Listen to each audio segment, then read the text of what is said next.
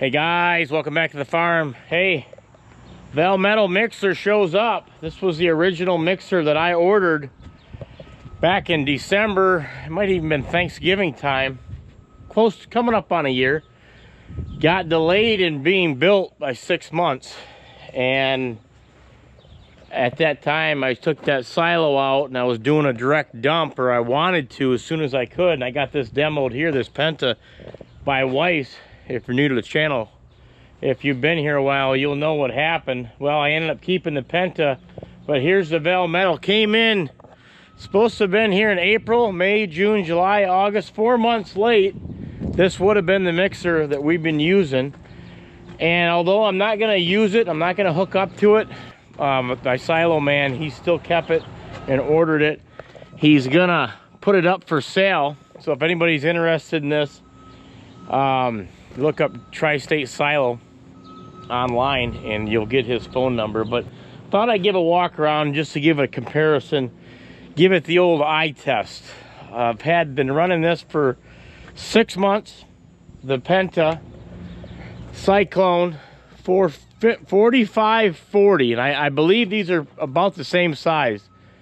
The VALMETAL seems a little taller, which is something I really wouldn't care for because I've got tight clearance in the barn. And this tub looks just a little wider, but I think they're about the same capacity. My door comes down, unloads on the left, so is this one. The only difference is this unloads from the side. My PENTA unloads from the front, and then the conveyor's up here. Well, this one's attached to the side. And maybe leave me a comment if you know what these chains are for. There's no chains on that PENTA. I guess I'll leave the comment section up to you guys and tell me if I made the right decision or not. A couple other similarities are or a couple other things that are different is this is your oil reservoir. You keep it full, and the lines it's for your gearbox. Well, on ours, for a while I couldn't find it. Then I realized they've got it in this stainless box, and there's a sight glass. See that? Right up in this step. So between you and I would say that's a heck of a lot better than this little plastic container. That's what my Luck Now had, was the little thing, and when we bought it, it was up here mounted and it got broke off.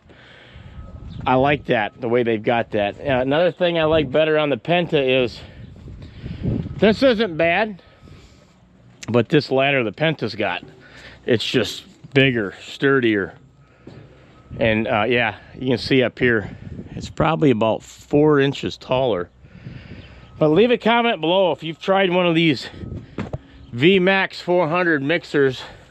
He's got a pallet here. This is the scale, and then you've got your PTO shaft.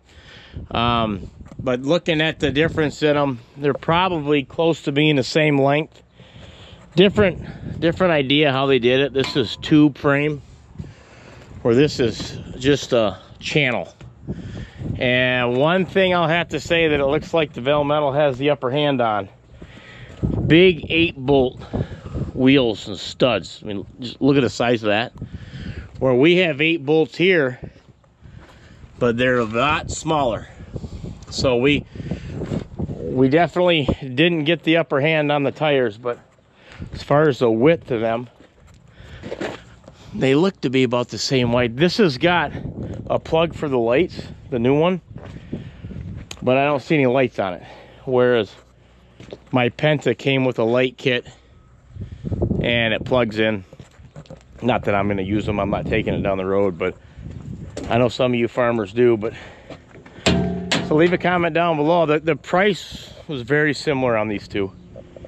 And again, I just happened to have the PENTA being here demoed, and I wanted to start feeding as soon as I could. So here's a better view of them. Now the one I've been using, it's dirty, been using it for 6 months. But just to give you an idea, do you think I dodged a bullet by that being delayed and I could then own the PENTA? Or do you think I would have been better off with the VMAX or the VMix? I'm just curious. I will say I've been very happy with this. So for that mixer to be better than this, it would have had to have almost been perfect. Let me know what you think. They're probably both very, very good mixers, but I'm happy with what I've got, and this will make someone a good mixer. Tri-State Silo Daryl, this is his. And what else we got going on? We're gonna head over Mark's disking. I'm gonna show you some disking action on a field that we're gonna put to wheat. Less than a month, I'll be drilling wheat, so let's go.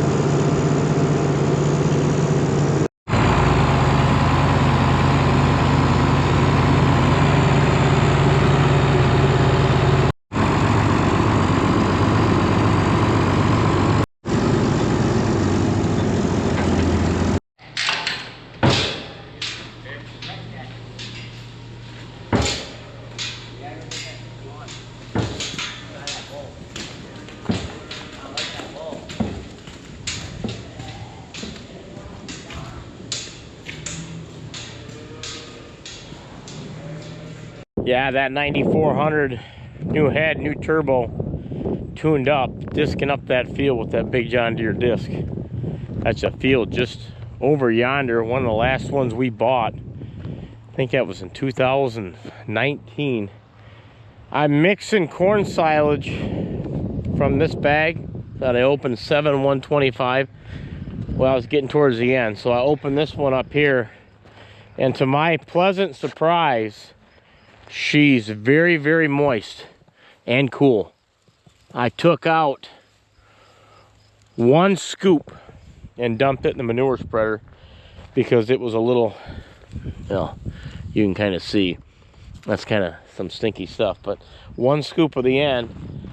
And here's the back of the bag site. This bag here, this whole end, I think is going to be bad because they put a slit in it and it never got taped back up. So I'm anticipating probably up in here is going to be junk. So I started mixing, and very, very wet compared to what I'm using there, which is good. It should help with the butter fat.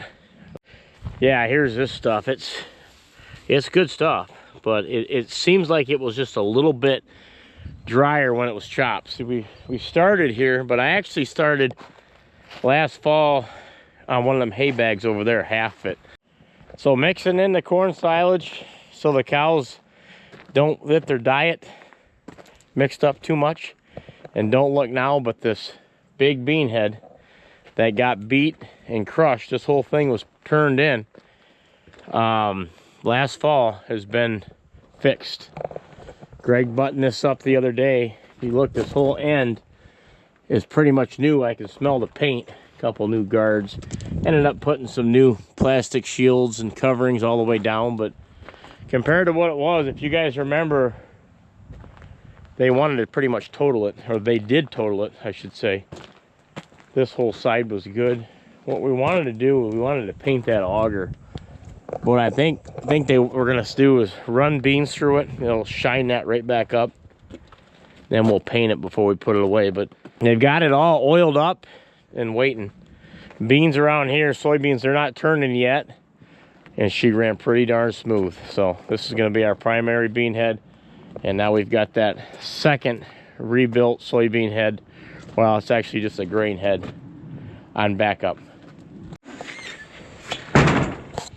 What else is going on? Well, the cattle have finally started eating again.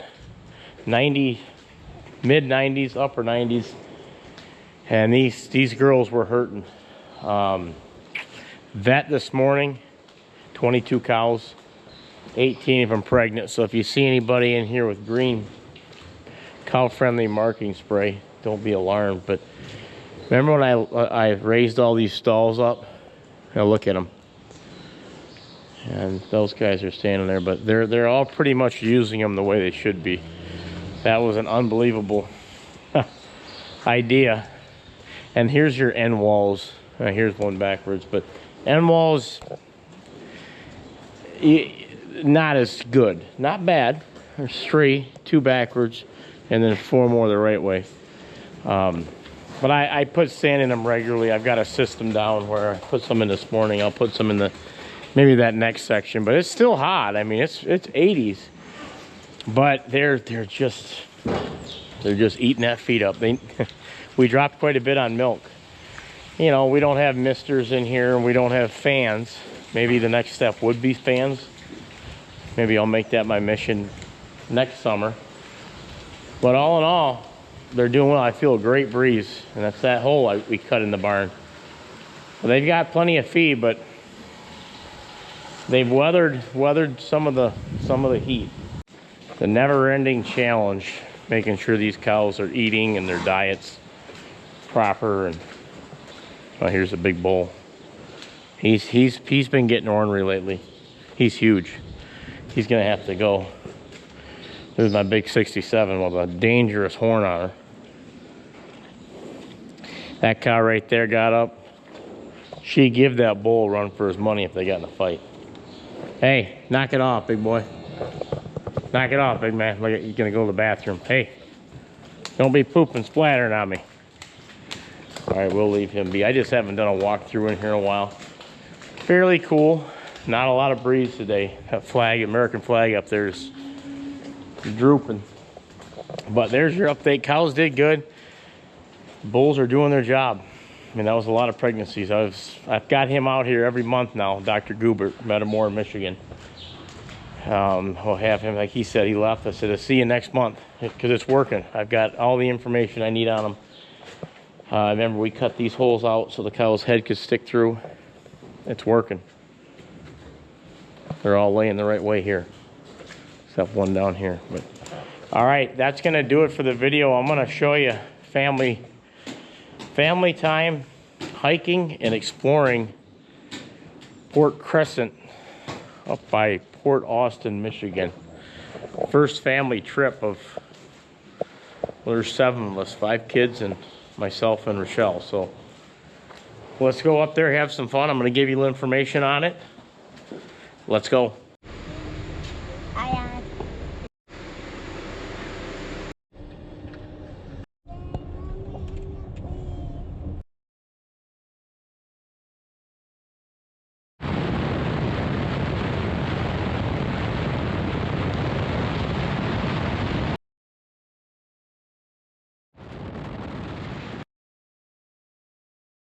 Then turn right on North Pinnebog Road.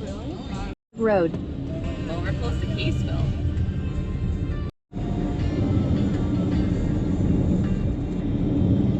Check that. We get to like 5:30 tomorrow. The rest. You've arrived.